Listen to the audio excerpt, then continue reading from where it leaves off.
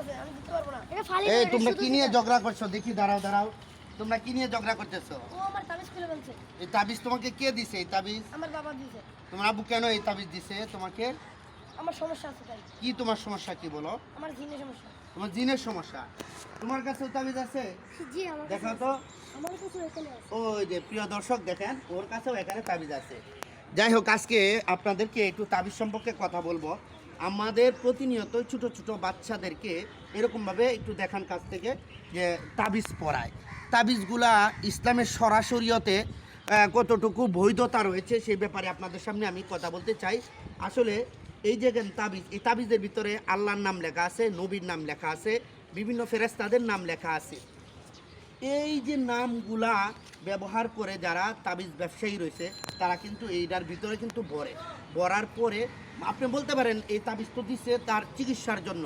এখন আমি কিছু সময়ের জন্য মেনে নিলাম যে চিকিৎসার জন্য সে এই তাবিজটা ব্যবহার করছে, কিন্তু এটার ভিতরে যে আল্লাহ এবং নবী রাসূলের নাম এবং ফেরেশতাদের নাম এবং সাহাবাদের নাম কিন্তু এটির ভিতরে ভরা আছে। ওই বরকতে যেন ওকে যেন এগুলা জিনিস তাকে ঘায়েল করতে না পারে এই জন্য।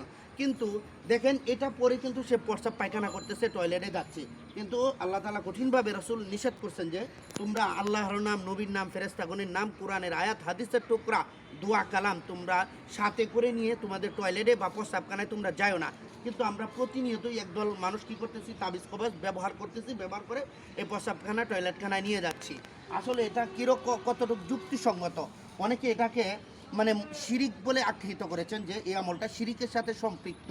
আসলে এটা যদি আমার একান্তই কোনো ডাক্তারি কোনো পরামর্শ হয় বা আমার রোগ থেকে যদি শিফা লাভ হয়, তাহলে কিন্তু আমি এটা ব্যবহার করে যতটুকু আমার রোগ রয়েছে বা অসুবিধা রয়েছে বা অসুস্থতা রয়েছে ওই ক্ষেত্রে কিন্তু আমি ব্যবহার করতে পারবো।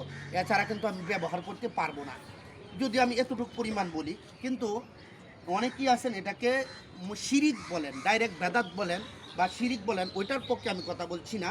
বলছি যে এটা ব্যবহার করে যখন আমরা এই সমস্ত কাজে যাই, ছোটো ছোটো বাচ্চারা যখন এরকম তাবিজ কবজ পরে তাদের বাথরুমের দিকে রওনা হয়, বিভিন্ন নাপাক জায়গার মধ্যেও যায়, ওটা মানে সরাসরি সম্মত না। যদিও আমাদের একান্ত প্রয়োজন হয়, অসুস্থতা দরুন দিই, অসুস্থতা তখন যখন সেরে যাবে, যখন আমরা ভালো হয়ে যাব, তখন এগুলো আমরা ফেলে দেওয়ার চেষ্টা করবো ইনশাল্লাহ। আল্লাহ পাক রব্বুল আলামিন আমাদেরকে এই সমস্ত শিরিক কাজ এবং এই সমস্ত নাজায়েজ কাজ থেকে হেফাজত করুন, এবং সবাই ভিডিওটা সর্বোচ্চ চেষ্টা করবেন শেয়ার করে দিতে, যাতে করে এই মেসেজটা সমগ্র মানুষের কাছে যাতে মেসেজটা পৌঁছে যায়, যাতে করে এই কাজ সম্পর্কে মানুষ একটা ভালো ধারণা পায়। এই জন্য সকলের কাছে শেয়ার করবেন। আসসালামু আলাইকুম ওয়া রাহমাতুল্লাহ।